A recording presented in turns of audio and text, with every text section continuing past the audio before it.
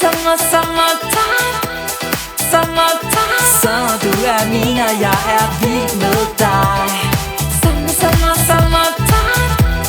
Summertime. Honey, solen danser, du og jeg. Hver evig eneste morgen, Hi there, and welcome to your modern shaman, Maria in Rainbow Land. This is your weekly astrology forecast for all signs, and the collective report for the week commencing at the 19th of June until the 26th of June.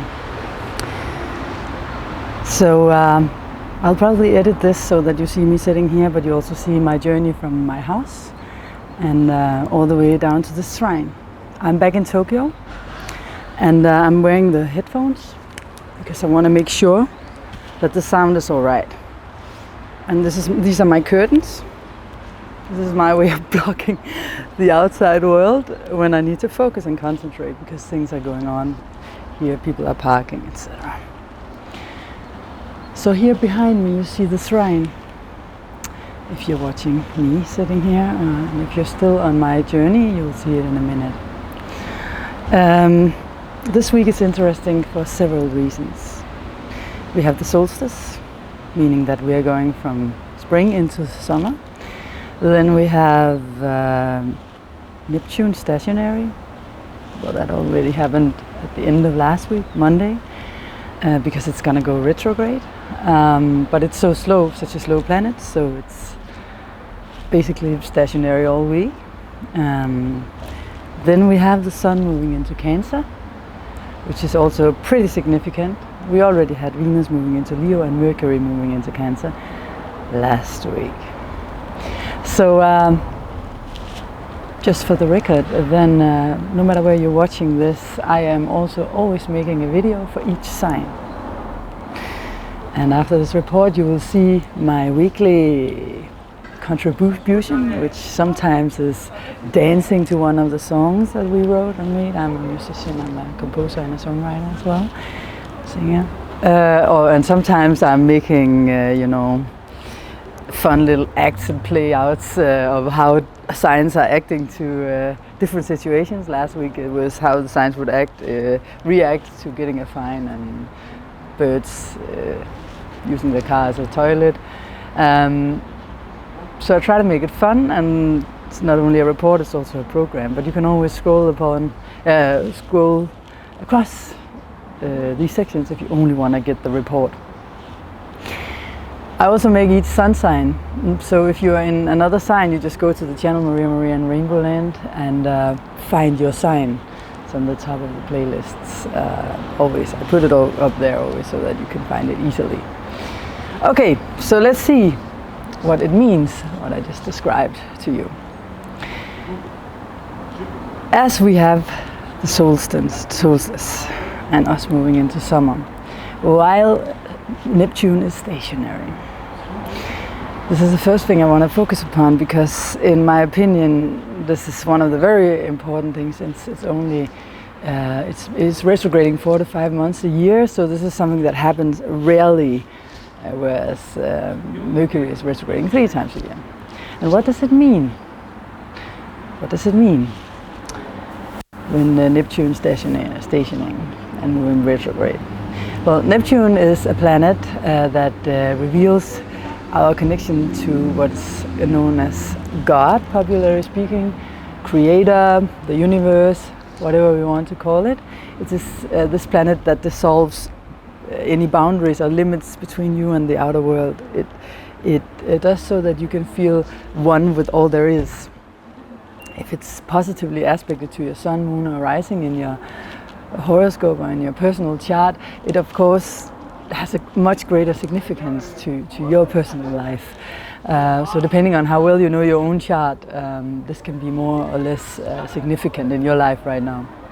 I hope the sound is all right, because people are talking here, the nice Japanese people, sweet people. I just like them so much. Anyways, last week we were in Denmark, it's been my hometown, so it's a new environment and I'm getting over my jet lag slowly. Okay, so Neptune is also our creativity, because when we are really creative, we connect with all there is, and the inspiration comes from above through the crown chakra. So it's also Neptune opening up for our creativity, also music. I have a very, very well aspected Neptune to my sun.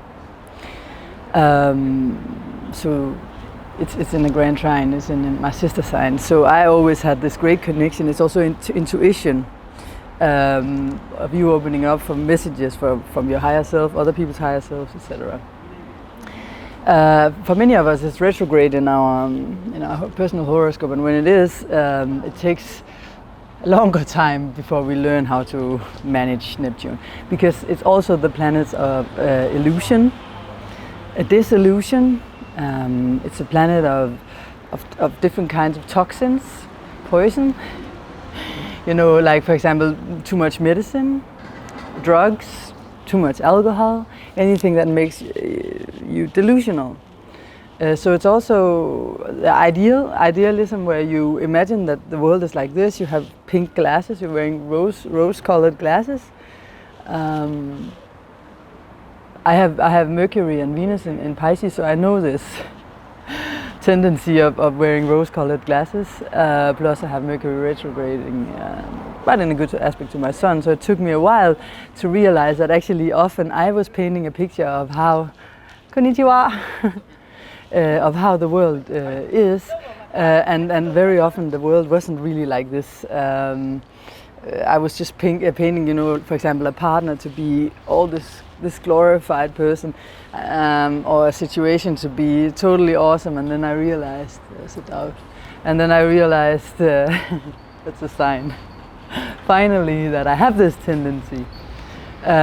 So when Neptune, for all of us, I'm saying this not because I want to speak of my own life, but because maybe you can use it as an analog to something in your life where you are disillusional. We all have Neptune somewhere in our chart, so it's not that anyone can say, okay, I don't have it. It's not. I'm always realistic. But for some people, it's not really that outspoken. But the thing is that as it moves retrograde, as it stations and stops, it's kind of like, okay, I had the feeling, for example, I was producing a lot. I don't know if you saw it in the beginning of the program, the light was bad. But I have been making a lot of the new walking art designs from my company, like this one. This is very, very Neptunian, you know, like energy floating and without any limits. It's also Aryan, because it's impulsive and a lot of energy, but all the colors, and you know, it's very Neptunian. And I had this, I really needed to finish 26 designs and creations in a short time. A stylist is going to have it here, or see it here in Japan. So I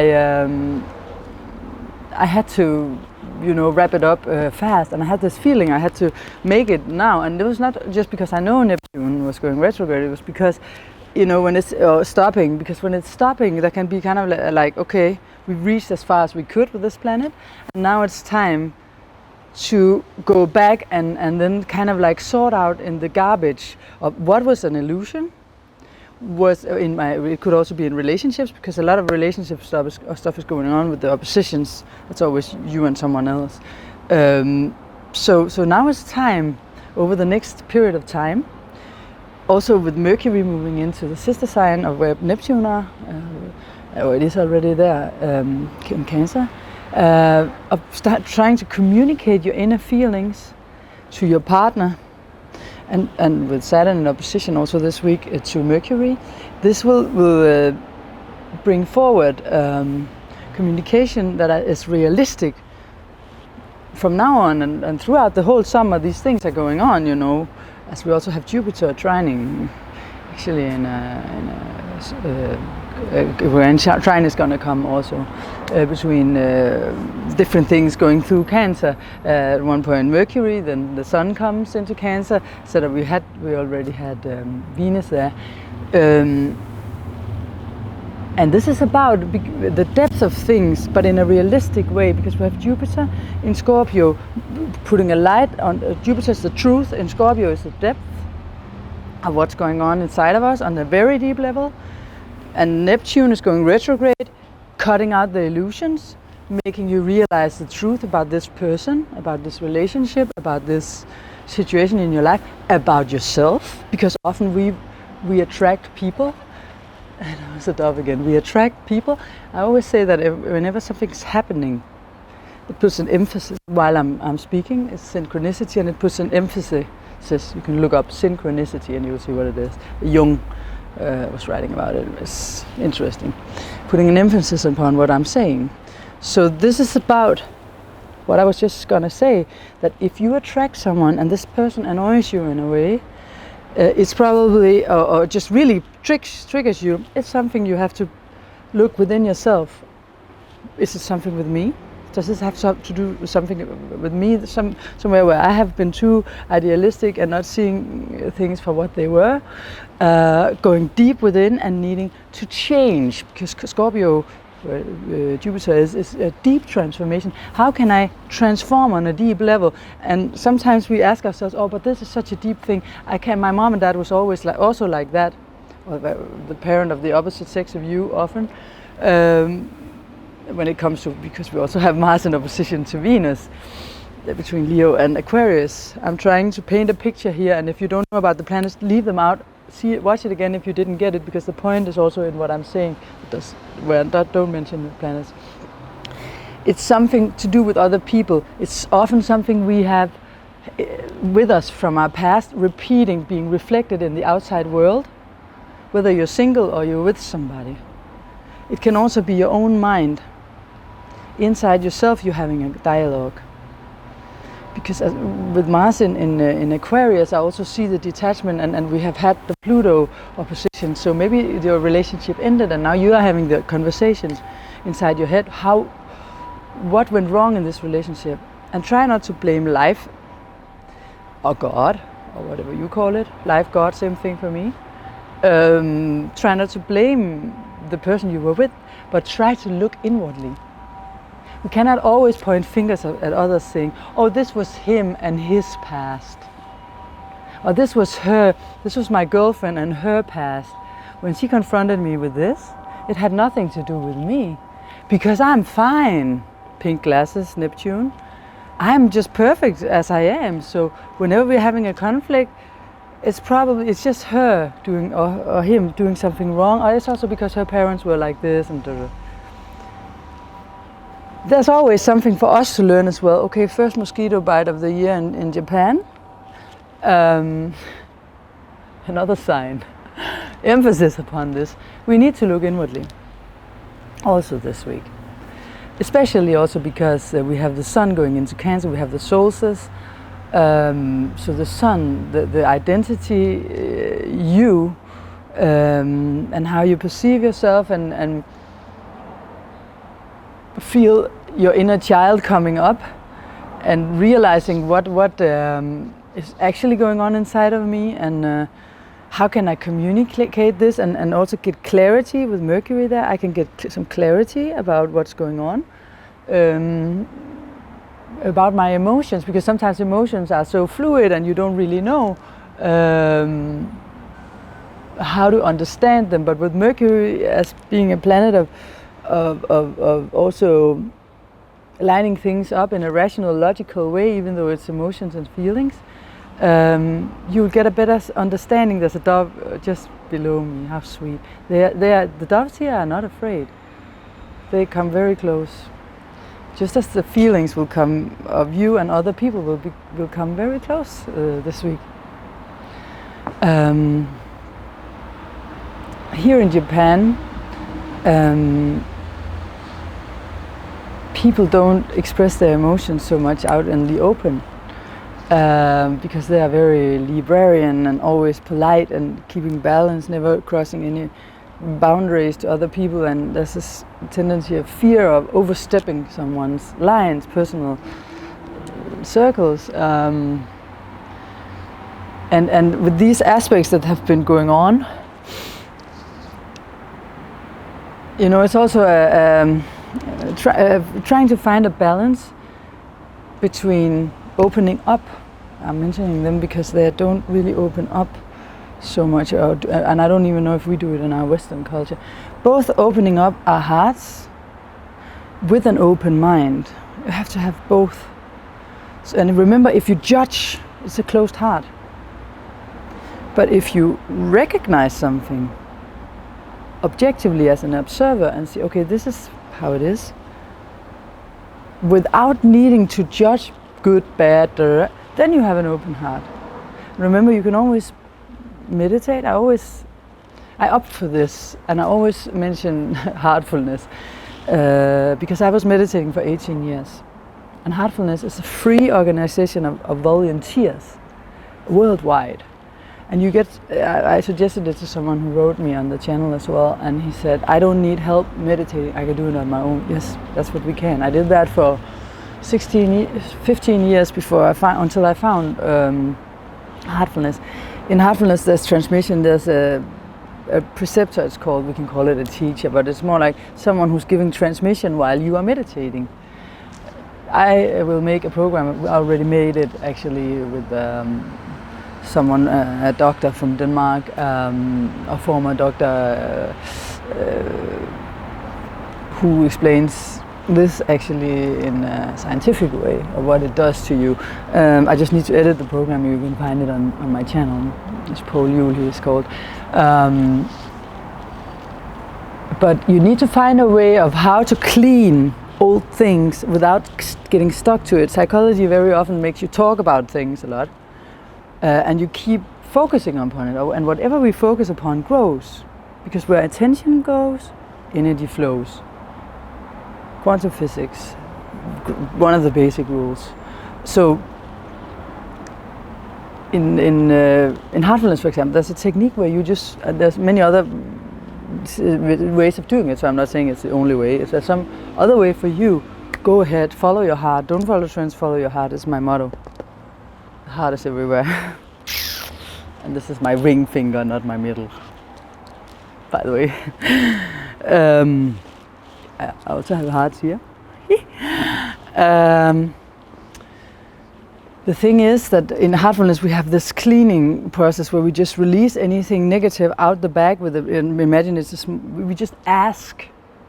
This is kind of like prayer or intention. We put our intention to that any complexity leaves our body, our system, without the back of the spine as black smoke, and you just trust that this is happening, no matter if your rational mind goes, but how can we prove it? Try it. I said, get your own personal experience and see if it helps. But remember that if you say, no, this doesn't work, it will not work. That's how powerful our mind is. If you open up your mind and heart, then you will make a connection between the mind and the heart, and then we have the power to transform. Another sign came, because this was also important, as the cow passed by. So, I think this was the most important thing to be said about this week. Unless there was something I forgot. Let me see. But there's some good aspects between Mercury, the Mercury trine between, as I said before, the Mercury trine between Jupiter and Neptune and Mercury will definitely give you a broadened perspective on things. It will make you have a positive outlook. Be careful about the Mars-Venus opposition, that you don't overstep someone's boundaries, balance out the masculine and the feminine. I talked about that last week as well. And I will talk about it more in the individual sun signs. So thank you very much for following me, and for the very positive feedback that I get from sweet and kind people. Thank you so much. This means everything to me. I'm guided to do this, and I don't get anything for it. It takes 2 to 3 days every time to make it, to edit and upload. And I encourage you guys, if you have anything to contribute to the world, where it's just coming from an open heart, you don't expect anything in return, I will tell you that this is one of the most beneficial things you can do for yourself and for others. And remember, what we send out comes back. I get so much love back in return. Thanks for watching. And now to the other parts of the program, personal sun signs, and how to raise the different sun signs in short. There will be another program about raising your sun sign, your Aries daughter, your Gemini sun, your Capricorn daughter. There'll be a good long program about that also in the future, but for now I just make some small short tips. Thanks a lot. He.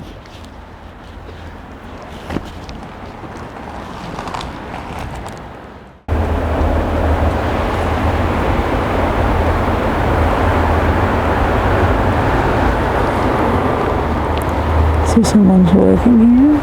Sunday and everyone's out. Just saw the woman who praying like at every little temple. And if you notice the sticks close to the graves, they are different sayings. It can be the name of the one buried. It can also be a saying like, I was about to say Yolo, but you only live once. That's because in my Japanese class we were taught that Ohayou gozaimasu. We were taught that one sentence that meant that pretty much in English, but said in another way in Japanese. And that was one of the things we were. They made us write on a stick like that. So people are visiting. It's simple, just as I am. Oops, let me control the camera properly.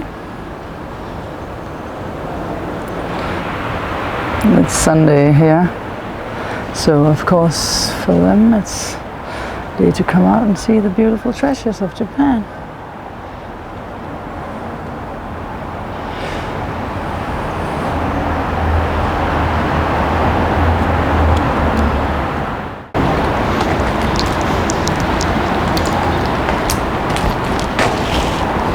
Hi there, Cancer.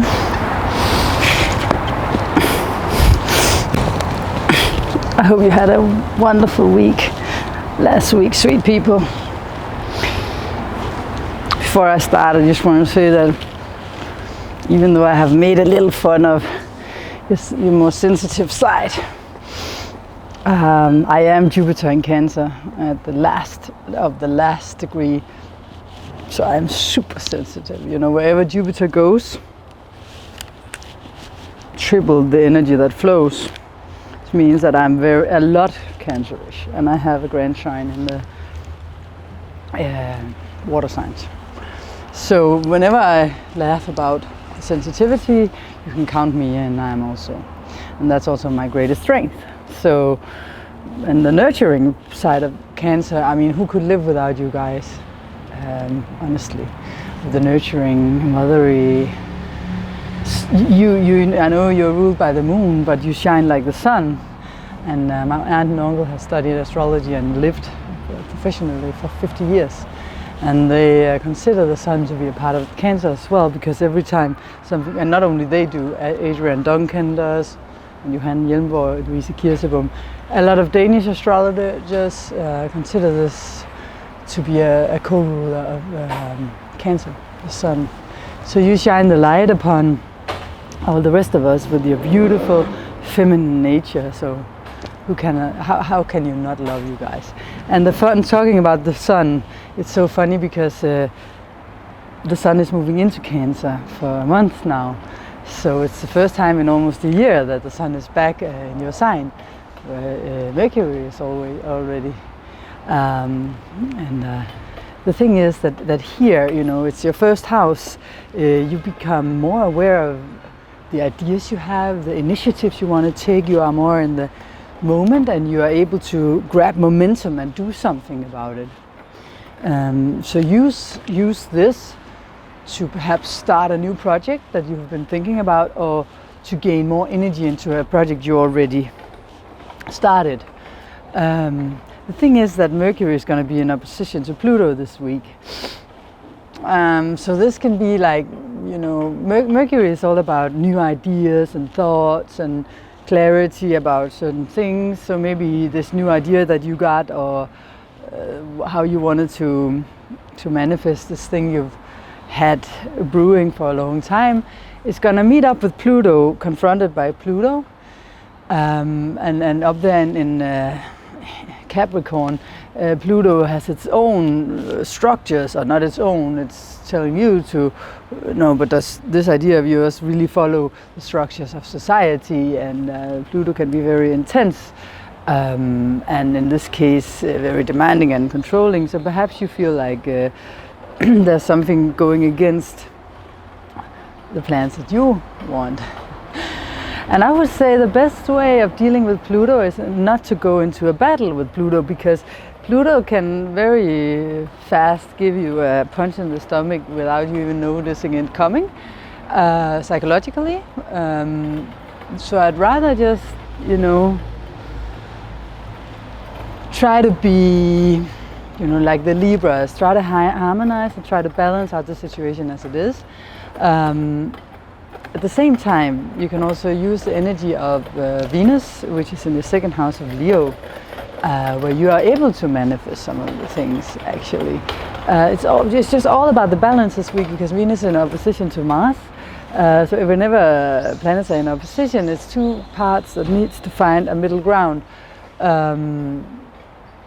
And since this is between your second and your 8th house, it's about your values, your finances, your money perhaps.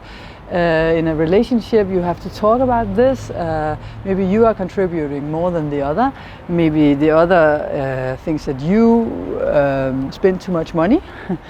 It can also be the 8th house activated through the passion in your relationship and,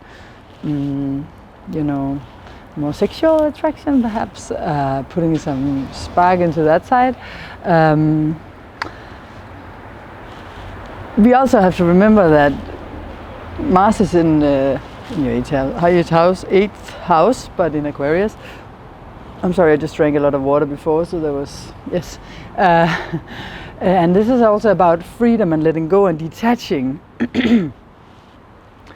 And giving space and room for other people, and in relationships in general, it's just so important to know that we have, on the one hand, we have Venus in Leo, where you want to follow your heart. It's conjuncting the North Node, where it's really it's part of the path you're on, and it's very important. It really gains momentum here, so you really need to listen to your heart.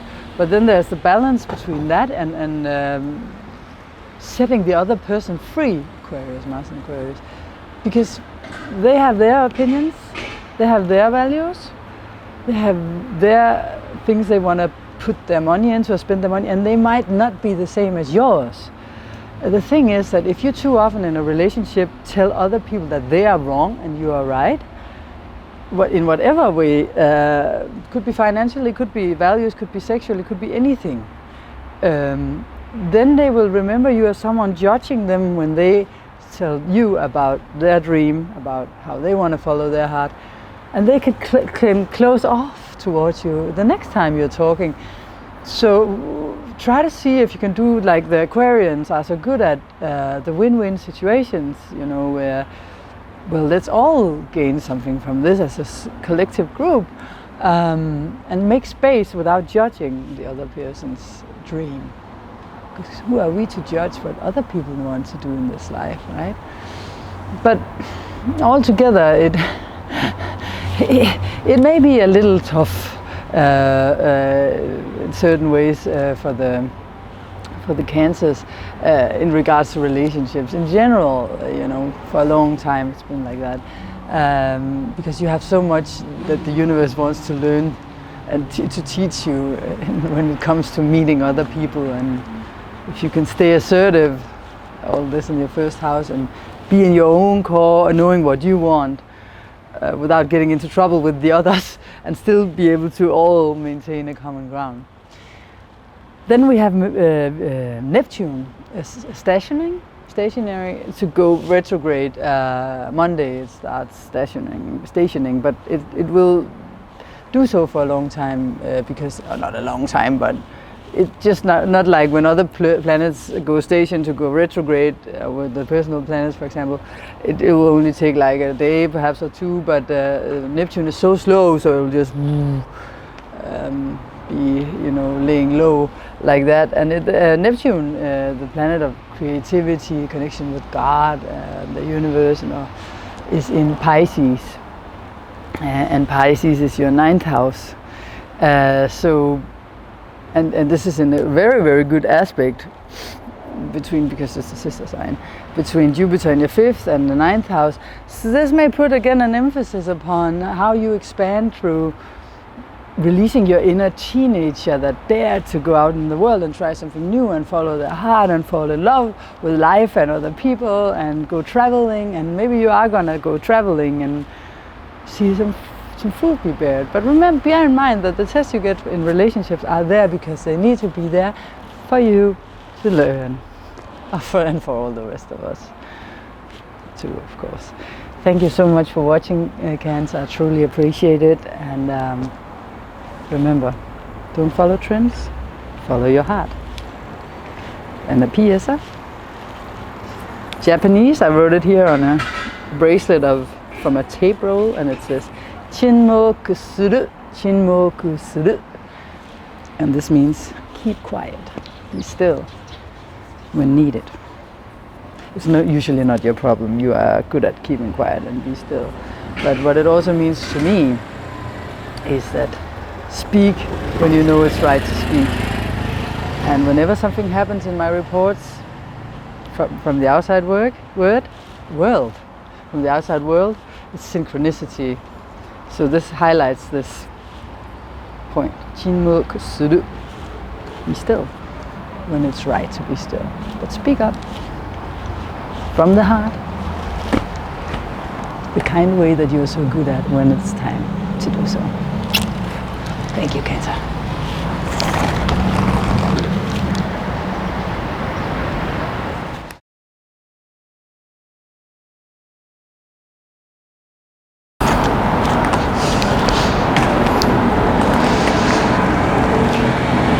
So I was forced to move. So if this is a sudden scene change, they closed down the temple, and I'm recording this at the end of the whole setting. So the light is getting dim, and the sound is the noise is getting louder because I have moved closer to the street. And this is the extra little thing for this week. I always make an extra thing, and this week it's about how to raise the different signs. Ouch. This chain is holding on to my hair. That's a sign of what I'm gonna say. Okay, so I'm not saying that I'm an expert or anything like that at all. I'm just looking into each sign and imagine a kid what they will need to learn from the beginning of their life if they are a typical example of their sign. I will make a whole series of programs about this later on. I'm not saying when, because I think it's a very interesting thing about astrology and how to raise children, because the awareness of that your child chose to be a certain sign is telling you a lot about how you can help this child in this life. A lot. That's why I even opted for astrology in the first case, because very early on you will already have a perspective of what this child needs to learn, not only from its sun sign, but if you see the whole chart, you will really see some themes, and you will also see yourself reflected in it. That's the interesting part if you're the parent. Okay, so there's a song that I want to sing just a few lines of because it reminds me of this. And it's the Fuji song that says, ready or not, here I come, you can't hide. I'm gonna find you and make you. Ready or not, here I go, you can't hide.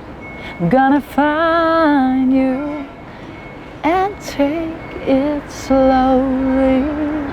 So, why do I sing this song? Actually, I sang the wrong line at first. The reason why I chose this song is that my experience or impression of how it is for parents to get a child is that whether you're ready or not, you're gonna get some truth revealed about your life when you get a child, and you'll be tried and tested in all ways possible, in your insecurities and everything, because they're gonna mirror whatever you suppress as well. You know, I can see that with myself. I have my own example as I have been mirroring what my parents have been suppressing. So, and I've also been mirroring the beautiful things, but also the challenges. You know, you can't hide. I'm gonna find you and take it slowly. So slowly, we need, our parents need to just accept and acknowledge that these trials are huge, and you cannot hide anything. You can't hide. It's gonna find you. So whatever it is that you don't want to see about yourself, the children will show you. So this was not only what this program was going to be about. We're going to start with Aries. Man, it's getting dark fast. I hope that we can get to finish this. So we are in a new setting here because it got too dark, the batteries ran out, and sometimes you just got to listen to the universe. So we start with Aries. So the Aries kid is the very, very lively, you know, full of sparkles and energy, and he's, he loves to just give it to the max, and has a lot of new spontaneous ideas, and starts a lot of projects, you need to teach this kid to try to learn to finish what he starts, or not start that many, because it can be a stressful one later on in life. So they can also be very suddenly very angry, and then and they're shouting and yelling, and then quickly they calm down again. So you're dealing with hot temper, aggressiveness, and they're also the natural leaders, the first sign, so they know which way to go, and therefore they can be a little bit bossy. So you gotta, early on in life, try to encourage your little Aries daughter or son to get some good values, so that they can use the fire and the feisty fighting spirit to fight for the good, for love, or stuff like that. So the interesting part here is that I chose to take the section with the racing out and make a video of its own, and that is a video which is on top of my channel. So you just go in there and find it through there, or I'll place the video in the text below so that you can just go directly to it once you're done. And remember, this is a part of the program this week, so I hope you will go and watch it. It's fun, and it's about all signs and how they are better, how you in the best way can try to understand the kid, the Aries kid, the Taurus kid, the Leo kid, the Scorpio kid, the Aquarius kid, and how to raise them. But also, even though you're an adult, how you could have been raised better. But then again, I'm not an expert, so I'm not saying that I know it all, but I just know that the video would have been too long if I had placed it all together. It would have been more than 1 hour and 45 minutes. So check it out on the channel. See you next time. Don't miss out on it. Look how each sign needs to be raised. Summertime, summertime. Så du er min, og jeg er vild med dig.